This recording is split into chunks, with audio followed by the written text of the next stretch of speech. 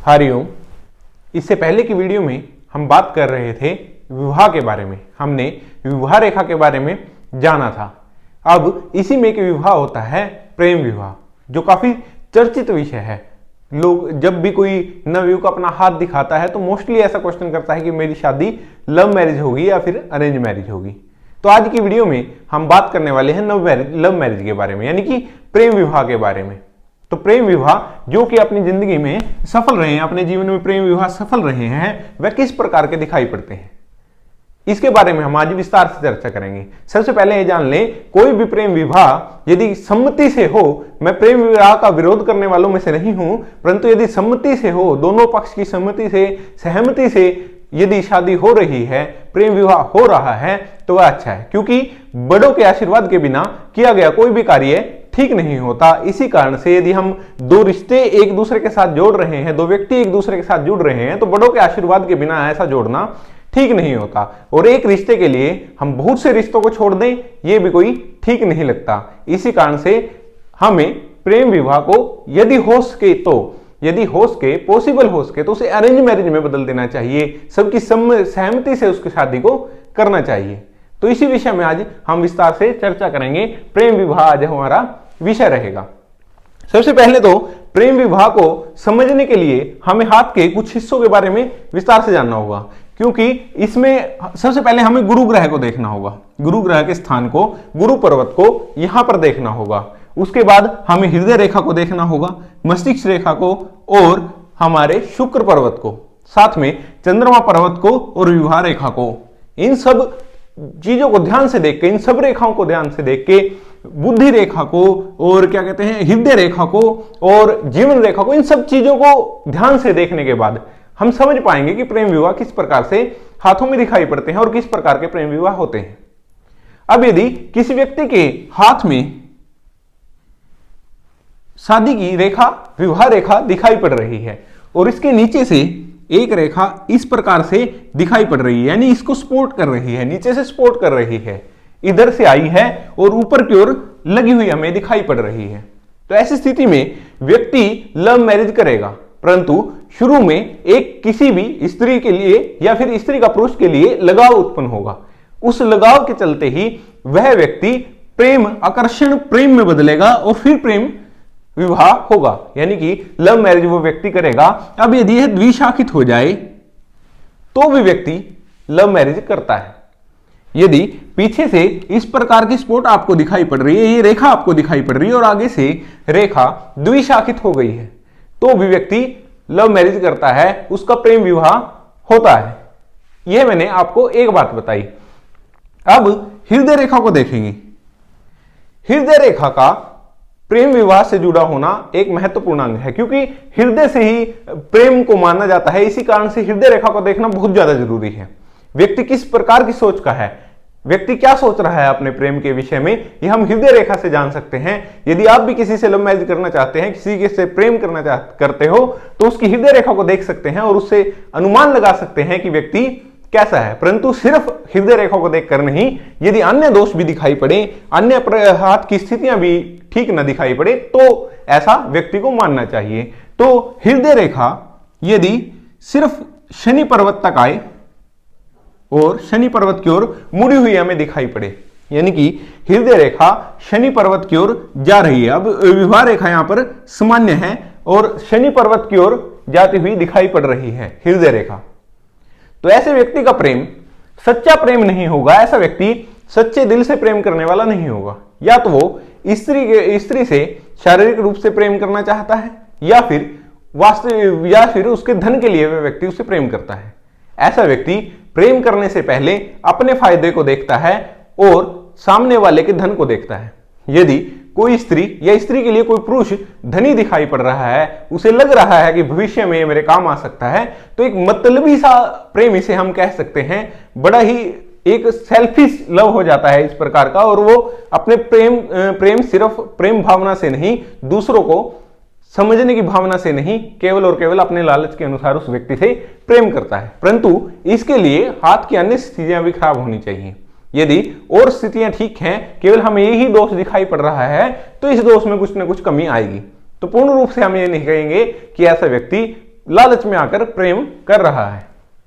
एक स्थिति यह मैंने आपको बताई है, यदि हृदय रेखा गुरु पर्वत में प्रवेश कर गई है तो व्यक्ति सच्चा प्रेम करने वाला होता है। ऐसा व्यक्ति प्रेम विवाह करता है, ऐसे व्यक्ति की लव मैरिज होती है। परंतु कुछ विषयों में यदि बहुत से लोग ऐसे मिलेंगे जिनको इस प्रकार की रेखा आपको दिखाई पड़ रही है, यानी कि जो हृदय रेखा है वह गुरु पर्वत के अंदर प्रवेश कर गई है, परंतु उनका लव मैरिज नहीं हुआ, उनका प्रेम विवाह नहीं हुआ है, तो ऐसे व्यक्ति शादी के बाद अपनी पत्नी से प्रेमिका की तरह प्यार करते हैं और उसे प्रेमिका की तरह चाहते हैं। बहुत अधिक तालमेल बनाकर एक दूसरे के साथ वो लोग चलते हैं, दूसरों को समझते हैं। यदि इसी प्रकार की रेखा उसकी पत्नी के हाथ में भी दिखाई पड़े तो यह एक बहुत शुभ स्थिति होती है। ये दोनों बहुत प्रेम करने वाले, प्रेम और प्रेमिका की तरह प्रेम करने वाले होते हैं। ऐसे लोग शादी के बाद प्रेम करते हैं, ऐसा भी बहुत से हाथों में देखने को मिलता है। यदि गुरु पर्वत पर हृदय रेखा जाती हुई हमें दिखाई पड़ रही है तो ये अपनी पत्नी, यदि अब इसी में से एक रेखा शनि पर्वत की ओर चली गई है और यह रेखा गुरु पर्वत की ओर चली गई है, हृदय रेखा में से एक शाखा निकली है, वो शनि पर्वत की ओर चली गई है और एक गुरु पर्वत की ओर चली गई है, अब ये बहुत शुभ माना जाता है, ये अच्छा होता है, क्योंकि ऐसा व्यक्ति प्रैक्टिकल प्रेम भी करता है, व्यक्ति उसको संतुष्ट भी रखता है और साथ ही साथ वह सच्चा प्रेम भी कर रहा है, यानी वह उसकी जरूरतों को समझ रहा है। स्त्री अपने पुरुष की जरूरत को समझ रही है और पुरुष अपनी स्त्री की आवश्यकताओं को पूर्ण रूप से समझ पा रहा है और उसके बाद वो दोनों एक दूसरे से बहुत अधिक प्रेम करते हैं। इसी कारण से ऐसे व्यक्तियों का प्रेम विवाह बहुत अच्छा हमें दिखाई पड़ेगा, बहुत सफल प्रेम विवाह हम इसे कहेंगे। अब यदि यह रेखा गुरु पर्वत में प्रवेश कर रही है और यहां पर आपको एक क्रॉस का चिन्ह भी दिखाई पड़े तो यह एक बहुत शुभ स्थिति मानी जाती है।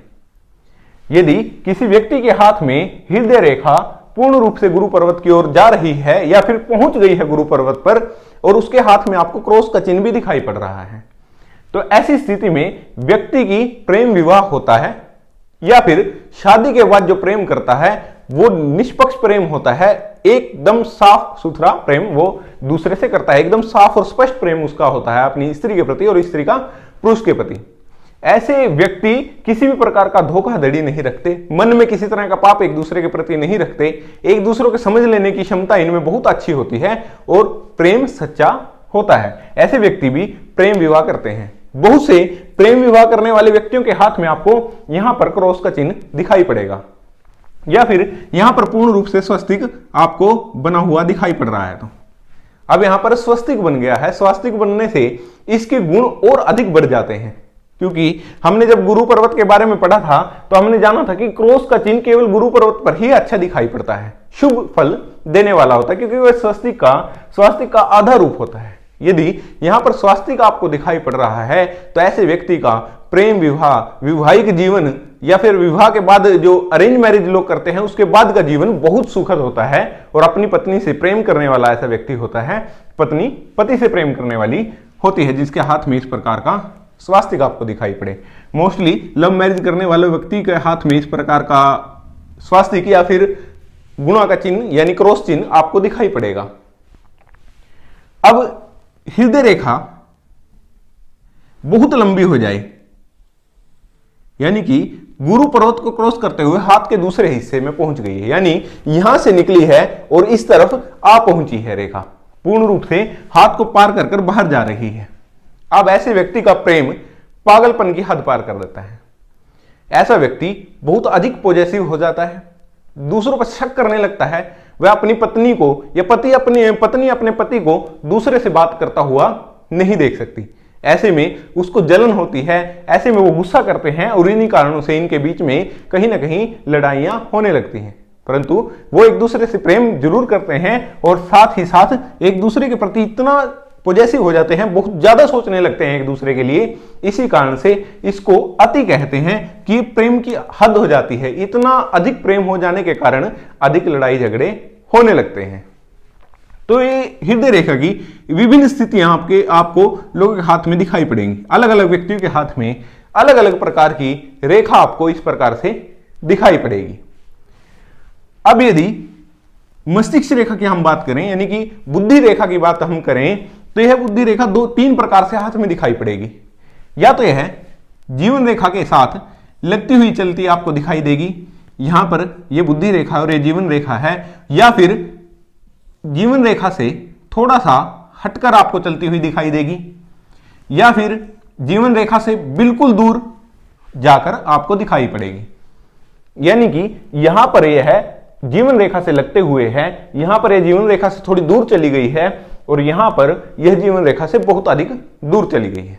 जब हम मस्तिष्क रेखा के बारे में बात कर रहे थे, जब हमने बुद्धि रेखा के बारे में विस्तार से बात की थी, तो मैंने आपको बताया था कि ऐसे व्यक्ति की बुद्धि उसकी सोच को दर्शाती है। अब यदि किसी व्यक्ति के हाथ में जीवन रेखा के साथ यह बुद्धि रेखा आपको दिखाई पड़ रही है, बिल्कुल साथ मिलकर दिखाई पड़ रही है, तो ऐसा व्यक्ति यदि प्रेम विवाह करता है तो वह व्यक्ति रजामंदी, यानी कि अपनी पूरी फैमिली को पहले मना लेगा और लड़की को भी बोलेगा कि आप अपनी पूरी फैमिली को मनाइए। उसके बाद उन दोनों में बात करवाने के बाद अगर पॉसिबल हो सकता है, अगर संभव हो सकता है, तो ही वैसा व्यक्ति उससे शादी करता है, क्योंकि ऐसे व्यक्ति अपने घर वालों से दूर नहीं जा सकता, ऐसा व्यक्ति अपने सगे संबंधियों को नहीं छोड़ सकता। इसी कारण से यदि इस व्यक्ति को किसी से प्रेम है और वो प्रेम विवाह करना चाहता है, तो वह फैमिली के पूरे परिवार की सहमति से ही प्रेम विवाह करेगा, अन्यथा नहीं करेगा।